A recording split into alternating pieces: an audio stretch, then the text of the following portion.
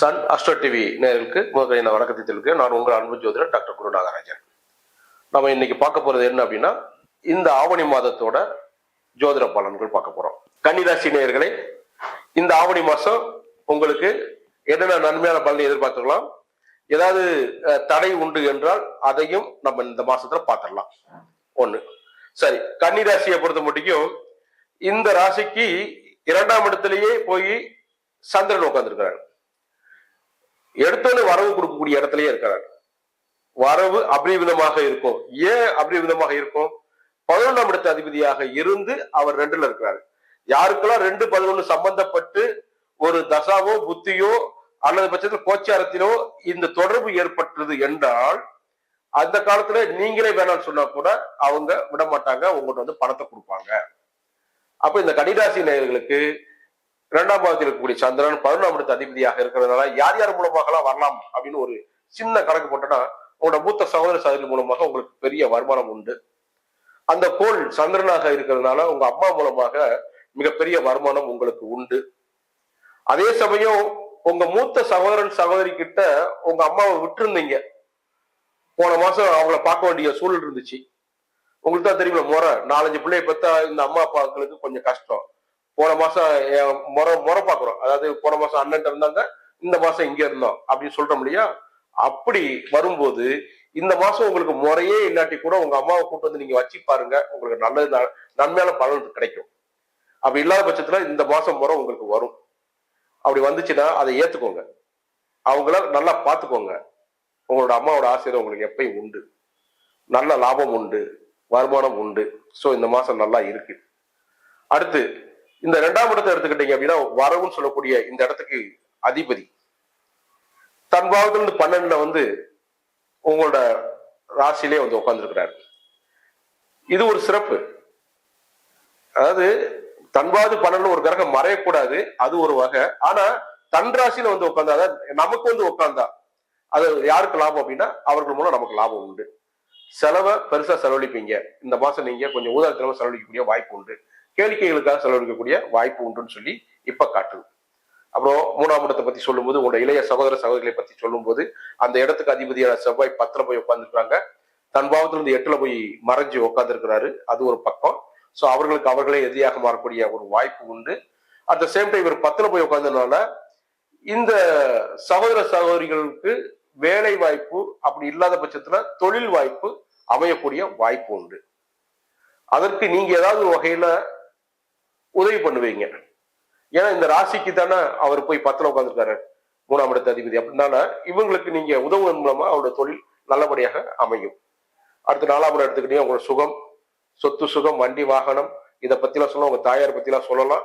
அந்த இடத்துக்கு அதிபதி தன் பாவத்துல இருந்து 8ல போய் மறைந்து நின்றாலும் உச்சமாக இருக்கிறாரு. அது ஒரு சிறந்த பலனை தரும். அதே சமயம் இந்த ராசிக்கு, கன்னியா ராசிக்கு 11ஆம் இடத்துல லாபஸ்தானத்துல உட்கார்ந்ததுனாலையும், ஏற்கனவே நான் சொன்ன மாதிரி சந்திரனே 2ஆம் இடத்துல உட்கார்ந்து 11ஆம் இடத்துல அதிபதியா இருந்து உட்கார்ந்தனாலும் உங்கள் தாயார் மூலம் வருமானம் உண்டு ஏற்கனவே சொல்லிட்டேன். இப்ப இந்த 4ஆம் இடத்து அதிபதியும் உங்க ராசிக்கு 11ல போய் உட்கார்ந்ததுனால தாயார் மூலம் கண்டிப்பான முறையில வருமானம் உண்டு. அவர்கள் மூலமாக நன்மையான சில விஷயங்களை நீங்க எதிர்பார்க்கலாம். ஏன் எப்படி அப்படின்னா, ஒருவேளை உங்களுக்கு திருமணத்துக்காக நீங்க காத்துக்கிட்டு இருக்கீங்க, உங்க தாயார் இப்போ பொண்ணு பார்த்துட்டா, பொண்ணு அமைஞ்சிருச்சுடா அப்படின்னு சொல்லக்கூடிய ஒரு வாய்ப்பு உண்டு. ஒருவேளை நீங்க பெண்ணாக இருந்தா மாப்பிள்ளை அமைஞ்சிருச்சு மகளே, நீங்க லீவ் போட்டு வீட்டுக்கு வாங்க அப்படின்னு சொல்லக்கூடிய வாய்ப்பு உண்டு. ஸோ உங்க மதர் மூலமாக ஒரு பெரிய பிளஸ், அதாவது எதிர்பார்ப்பை நீங்க அடையலாம். ஏன்னா 11ஆம் இடம் இருக்கிறதுனால. அடுத்து 5ஆம் இடத்தை பத்தி சொல்லுவோம். இது குழந்தை பாக்கியத்தை பத்தி சொல்லும், உங்களோட புத்திசாலித்தனத்தை பத்தி சொல்லும், கேளிக்கைகளின் நாட்டத்தை பத்தி சொல்லும், அப்புறம் காதலிக்கிறத பத்தி சொல்லும். இந்த இடத்துக்கு அதிபதி தன் பாவத்துல இருந்து 3ல போய் முயற்சி ஸ்தானத்துல உட்கார்ந்து இருக்கிறாரு. அதே சமயத்துல இந்த ராசிய, அதாவது கன்னியா ராசிய அவர் 7ஆம் பார்வையாக பார்க்கிறாரு. அப்ப இந்த ராசிக்காரனுக்கு அந்த காதல்ல முயற்சி பண்ணும்போது இந்த ராசிக்காரனுக்கு இது கிட்டுமா? கண்டிப்பாக கிட்டும். ஏன், இந்த ராசிக்கு அதிபதி ஏற்கனவே 11ஆம் இடத்துல லாபஸ்தானத்துல இருக்கிறாரு. அடுத்து வரக்கூடிய காலங்களில் விரயத்துல வந்தா கூட இந்த காதல் சம்பந்தப்பட்ட விஷயங்களுக்காக நீங்க விரயம் பண்ணும்போது, ஏன்னா காதலிச்சாலே விரயம் பண்ணத்தானே வேண்டி இருக்கு. ஏன்னா அந்த சூழ்நிலையில இன்னைக்கு பெண்களும் சரி பையன்களும் சரி நடந்துக்கிறாங்க, இந்த சென்சி கிட்ஸ். செலவு ஃபர்ஸ்ட் செலவு தயங்காம செலவழிக்கக்கூடிய ஒரு நபரை தான் தன்னோட காதலிக்கு ஃபர்ஸ்ட் நண்பர்களாக உள்ள இணைக்கிறாங்க. அதுக்கப்புறம் தான் காதலுக்கெல்லாம் காதலியா மாறுறாங்க, கன்வெர்ட் ஆகுறாங்க. சோ முதல்ல வீசி செலவழிக்கணும். அது ஒரு முக்கியமான விஷயமாக இங்க இருக்குது. சோ இந்த காலத்துல இந்த கன்னியா ராசி அன்பர்களுக்கு காதல் சம்பந்தப்பட்ட விஷயத்துல நன்மை ஏற்படும். குழந்தை பாக்கியமாக இருந்தால், கல்யாணமானவங்களுக்கு நீண்ட காலம் குழந்தை இல்லாம இருந்திருந்தா, இப்ப இந்த காலத்துல இந்த இடத்துக்கு அதிபதி சனி 3ல இருந்து இந்த ராசியை பாக்குறாரு. அட் த சேம் டைம் இதே 5ஆம் இடத்தை குரு உச்சமானு பாக்குறாரு. அப்போ இந்த குரு உச்சமானு பார்க்கும்போது குரு பார்க்க கோடி நன்மையாக இருக்குது. அப்ப இந்த ராசிக்காரங்களுக்கு இந்த காலத்துல குழந்தை பாக்கியத்துக்கு அதிகபட்ச பலன் உண்டு, அதிகபட்ச லாபம் உண்டுன்னு சொல்லக்கூடிய அளவுல நீங்க இந்த மாசம் எடுக்கக்கூடிய முயற்சி, ஆவணி மாசம் எடுக்கக்கூடிய முயற்சி இந்த கன்னியா ராசிக்காரங்களுக்கு குழந்தை பாக்கியத்தை கண்டிப்பாக தருவார். அடுத்து 6ஆம் இடம் சர்வீஸ். அங்க ஏற்கனவே ராகு நிக்கிறாரு. சில பல தொல்லைகள் உங்களுக்கு உண்டு. என்ன தொல்லைகள் உண்டு? மாந்திரிகம் சம்பந்தப்பட்ட விஷயங்கள், தாந்திரிகம் சம்பந்தப்பட்ட பிரச்சனைகள் உங்களுக்கு ஏற்கனவே இருக்கு. மனக்குழப்பம் இருக்குது. இதுக்கெல்லாம் என்ன காரணம் நீங்க நினைக்கிறீங்க? நீங்க விளையாட்டா தாண்டிட்டு வந்த கழிப்பு, ரோட்ல கழிச்சு போட்டிருக்காங்க, நீங்க என்ன பண்றீங்கன்னா அதை விளையாட்டா தாண்டிட்டு வரீங்க உங்க ஃப்ரெண்ட்ஸோட சேர்ந்துக்கிட்டு. இதெல்லாம் என்ன இருக்கு அப்படின்னு அது என்ன பண்ணுதுன்னா உங்களை கொண்டு போய் இப்ப சிக்கல்ல மாட்டி வச்சிருக்கு. மனக்குழப்பத்துல இருக்கீங்க, அடி பெரிய பிரச்சனைகள் இருக்க பிராந்த், பெரிய பிரச்சனைகள் இருக்கீங்க. இதெல்லாம் இந்த 6ஆம் இடத்துல கூடிய ராகு.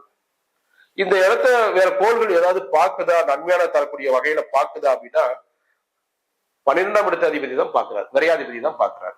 அதோட சேர்த்து கேது பாக்குறாரு. குழப்பத்தை மேலும் குழப்பமாக உண்டாக்குது. ஏன்னா இவர் கேது குழப்பவாதி, அவர் அங்க குழப்பத்தை உண்டு பண்றாரு. சோ இந்த காலத்துல இந்த செய்வின கோளாறு இது சம்பந்தப்பட்ட விஷயங்கள்லாம் கவனமா இருங்க, இல்லாட்டி அதுல பிரச்சனைகள் ஏற்பட வாய்ப்பு உண்டு. அடுத்து 7ஆம் இடம், அங்க சனி நிக்கிறாரு. திருமணம் சம்பந்தப்பட்ட விஷயங்கள்ல அது கொஞ்சம் தடையாக இருக்குது. அந்த இடத்த குரு பாக்குறாரு. தன் ராசியை விட்டு அவரே பார்க்கறதுனால திருமண தடையை அவரே நீக்கக்கூடிய வாய்ப்பும் கொடுக்குறாரு. அப்ப சனீஸ்வர பகவானை போய் வணங்கி திருமண தடையை நீக்கி கொடுங்கன்னு கேளுங்க. குருவை வணங்கி அந்த திருமணத்தை சீக்கிரம் முடிச்சு கொடுங்கன்னு கேளுங்க. அப்ப இந்த காலத்துல திருமணம் சம்பந்தப்பட்ட விஷயங்கள் நீங்க பேச்சுவார்த்தை நடத்தீங்கன்னா உடனே நடக்கும், ஷியரா நடக்கும். நீங்க ட்ரை பண்ணி பாருங்க. அடுத்து 8ஆம் இடம் உங்களோட ஆயுளை பத்தியும் உங்களோட ஆக்சிடென்ட், உங்களுக்கு நடக்கக்கூடிய ஆக்சிடென்ட் ஆபரேஷன் சம்பந்தப்பட்ட விஷயத்த சொல்லக்கூடியது. அடுத்து உங்களோட ஃப்ரெண்ட்ஸுக்கு நீங்க கொடுத்த பணத்தை நீங்க வாங்கணும்னா அந்த 8ஆம் இடம் வேலை செய்யணும். வேலை செஞ்சா தான் உங்க ஃப்ரெண்ட்ஸ் உங்களுக்கு அந்த பணத்தை வந்து கொடுப்பாங்க, உங்கள்கிட்ட வாங்கின பணத்தை திருப்பி கொடுப்பாங்க. சரிங்களா? அப்ப அந்த 8ஆம் இடத்துக்கு அதிபதி செவ்வாய் 3ல உட்கார்ந்துருக்காரு. உங்க ராசியை பார்க்கிறார், 4ஆம் பார்வையாக பார்க்கிறார். இந்த ராசியை அதே சமயம் சனியும் பார்க்கிறார். சனி தடையை ஏற்படுத்தக்கூடிய வகையில பார்க்கிறாரு. செவ்வாய் வந்து இந்த 8ஆம் இடத்த அதிபதியா இருந்து பார்க்கிறாரு. அப்ப சனியும் செவ்வாய் ஒருங்கே பார்க்கும்போது அந்த ஆபரேஷன், ஆக்சிடென்ட், போலீஸ் ஸ்டேஷன் விவகாரங்கள் வரக்கூடிய வாய்ப்பும் உண்டு. அட் த சேம் டைம் அந்த உங்களோட நண்பர்கள் மூலமாக கிடைக்கக்கூடிய வருமானம், உங்க உறவினர் மூலம் கிடைக்கக்கூடிய வருமானம், உங்க மனைவி மூலம் கிடைக்கக்கூடிய வருமானம் எல்லாமே இந்த மாசம் வந்து உங்களுக்கு சேரக்கூடிய வாய்ப்பு உண்டு. சோ ரெண்டுமே நடக்க வாய்ப்பு இருக்கிறதுனால, அதாவது தீய பலன் நடக்காம இருக்கிறதுக்கும் வேண்டிக்கோங்க, நல்ல பலன் 100% நடக்கிறதுக்கும் இந்த கிரகங்களை வேண்டிக்கோங்க. என்னென்ன கிரகங்களை வேணும்? சனியும் செவ்வாயும் வேண்டிட்டு வாங்க. சனி கோள்களை போய் நவகோள்கள் இருக்கக்கூடிய சனியை போய் வேண்டிட்டு வாங்க. நவகோள் இருக்கக்கூடிய செவ்வாய் பகவானையும் நீங்க வேண்டிட்டு வாங்க. இல்ல இந்த கோள்களுக்கு இணையா, அதாவது எப்படி சொல்றோம்னா, இப்ப செவ்வாய் அப்படின்னா முருகனை சொல்லுவாங்க. இப்ப சனீஸ்வரன் அப்படின்னா இந்த கருப்பசாமி, காவல் தெய்வங்கள், துர்க்கை, இதெல்லாம் சொல்றாங்க இல்லையா? இந்த மாதிரி தெய்வங்களை நீங்க வணங்குவதன் மூலமாக இதுல இரட்டிப்பு பலன் கொடுக்கலாம். அதாவது முதலாளியை வணங்கிட்டுருங்க, இவங்க தொழிலாளினா அவங்க முதலாளி மாதிரி. தேவதா, அதிதேவதா, பிரத்யதி தேவதா அப்படின்னு சொல்லி அந்த வேத ஜோதிடத்தை சொல்லக்கூடிய அந்த வார்த்தைகளை நான் முதலாளி தொழிலாளிங்கிற மாதிரி சொல்றேன். ரைட்டுங்களா? அப்போ முதலாளி கோள்கள், அதாவது முதலாளி தெய்வங்கள் அவர்கள்லாம், இவர்கள்லாம் தொழிலாளி தெய்வங்கள் மாதிரி. அதாவது தேவதா முதலாளி, அதிதேவதா அதுக்கு அடுத்த நிலையில் உள்ளது. அவங்களுக்கு கீழே ஒருத்தர் இருப்பாங்க, இந்த நம்ம எடுபடின்னு சொல்லுவோம் பாத்தீங்களா, அது மாதிரி அவங்களுக்கு கீழே இருக்கக்கூடியவங்கள அதிதேவதா, அதாவது பிரத்யதி தேவதா, அதுக்கு கீழே ஒரு தேவதைகள் இருக்காங்க. இவங்க தான் நமக்கு வேலை செய்யக்கூடியவங்க. நான் சொல்லுவேன், கீழ் நிலையில இருக்கக்கூடிய ஒரு ஆளை போய் பிடிச்சிங்கன்னா உங்க மேல இருக்கக்கூடிய முதல்ல ஈஸியா பார்த்துலாம்பாங்க. ஒரு ஆபீஸ்க்குள்ள நுழையும் போது பாருங்க, ஒரு பியூனை போய் பாத்தீங்கன்னு வச்சுக்கோங்களேன். இப்போ வந்து ஆபீஸ் அசிஸ்டன்ட், பழைய காலத்துல அவர் பியூன்னு சொல்லுவோம். அந்த ஆபீஸ் அசிஸ்டன்ட் நீங்க பிடிச்சீங்கன்னா முதலாளி ஈஸியா பார்த்துடலாம். அவர் உங்களுக்கு ஈஸியா சொல்லி கொடுப்பாரு, இப்படி இப்படி போகணும்னு சொல்லி கொடுப்பாரு. சொல்லி அது மாதிரி போனீங்கன்னா நடக்கும். அதனால கீழே இருக்கக்கூடிய கீழ்நிலை தெய்வங்களை பிடிப்பதன் மூலமாக உங்களோட காரியத்தை சாதிக்கலாம், அதுவும் உண்டு. ஆனா முதலாளி சொல்லிட்டா கீழ்நிலை தெய்வங்கள் உங்களால எதையுமே செய்ய முடியாது, அதான் ஒரு காரணம். அதனால பெரிய முதலாளிகளையும் மறந்துடாங்க, அவங்களையும் பிடிச்சுக்கோங்க. அப்ப சனி சம்பந்தப்பட்ட செவ்வாய் சம்பந்தப்பட்ட முருகன், இந்த மாதிரி பைரவர், முனீஸ்வரன், ஈஸ்வரன் இவர்கள்லாம் பிடிப்பதன் மூலமாக ஒரு காரியத்தை சாதிக்கலாம். அதுக்கப்புறம் இந்த ராசிக்கு 9ஆம் இடத்து பார்த்தீங்க அப்படின்னா 9ஆம் இடத்துக்கு அதிபதி இவர் சுக்கிரனா இருந்து ராசியிலே இருக்கிறார். 9ஆம் இடத்து சம்பந்தப்பட்ட அத்தனை விஷயங்களும் இன்று உங்களுக்கு வசப்படும். அந்த அதிபதி உங்க ராசியில இருக்கிறதுனால உங்கள் தகப்பனார் முதல்ல உங்களுக்கு சரண்டர் ஆயிட்டார். அவர்கிட்ட இருந்த பிணக்குகள்லாம் தீரும். அவரே வந்து நம்ம கிட்ட பேசுவாரு, சரி மகனே விடுறா, நம்ம பாத்துக்க வேண்டாம், இந்த அவன் அது சொன்னா அதனால நான் இப்படி செஞ்சுட்டேன்டா அப்படிங்கிற சூழ்நிலை வந்து அவர் உட்காந்துட்டாரு. அதனால இப்ப என்ன நடக்குது அப்படின்னா, அவர் மூலமாக கிடைக்கக்கூடிய நன்மையை பூராமே நீங்க இந்த காலத்துல பேசி சரி பண்ணிக்கலாம். அவர் எங்கேயா டாக்குமெண்ட்ல கையெழுத்து போட வேண்டிய வேலையெல்லாம் இருந்துச்சுன்னா இப்ப வாங்கி வச்சுக்கோங்க. ஏன் அப்படின்னா அது புதனோட வீடா இருக்கு. அப்ப டாக்குமெண்ட்ல கையெழுத்து வாங்கி வச்சுக்கிட்டீங்கன்னா அவர் உங்களுக்கு நன்மையா பண்ணி தருவார். சோ இது ஒரு வகை. அடுத்து 10ஆம் இடம் தொழில் சம்பந்தப்பட்ட விஷயமாக இருக்குது. அந்த இடத்துக்கு அதிபதி புதனை பொறுத்த மட்டும் மாச ஆரம்பத்துல கடகத்துல இருக்காரு. அப்புறம் மிடில் பாயிண்ட் வரும்போது அவரு சிம்மத்துக்கு வர்றாரு. சோ ஆரம்பத்துல அவர் லாபஸ்தானத்துல இருக்கிறதுனால இந்த இந்த ஆரம்பமே உங்களுக்கு நன்மை தரக்கூடிய வாய்ப்பு இருக்கிறதுனால உங்க தொழில் மூலமா கிடைக்கக்கூடிய வருமானம் உங்களுக்கு இரட்டிப்பு லாபமாக மாறும். ஏன்னா தொழிலுக்கு 2ஆம் பாவமாக இருக்கு, வருமானமா இருக்கு. உங்களுக்கு 11ஆம் பாவம் இரட்டிப்பு வருமானமாக இருக்கும். அப்ப இந்த காலத்துல தொழில் மூலமா கிடைக்கக்கூடிய வருவாய் பல மடங்கு பெருகும், அது எல்லளவும் சந்தேகம் இல்லை. அடுத்து ஏற்கனவே சொன்ன மாதிரி 11ஆம் இடத்து அதிபதியாக இருந்த சந்திரன் 2ல இருக்கிறனாலையும் இந்த இரட்டிப்பு வருமானம் கூடுதலாகவே இருக்கும். அப்ப இந்த கன்னியா ராசி அன்பர்களுக்கு இந்த காலத்துல வருமானத்தில் குறை இல்லை. அடுத்து 12ஆம் இடத்து அதிபதி 12லே ஆட்சியாக இருக்கிறாரு. அயன சயன போகம், தூக்கம், இது சம்பந்தப்பட்ட விஷயங்கள் எல்லாமே நன்றாக இருக்கும். இந்த காலம் உங்களுக்கு மிகச் சிறந்த காலமாக இருக்கும் என்பதில் எல்லளவும் மையமில்லை.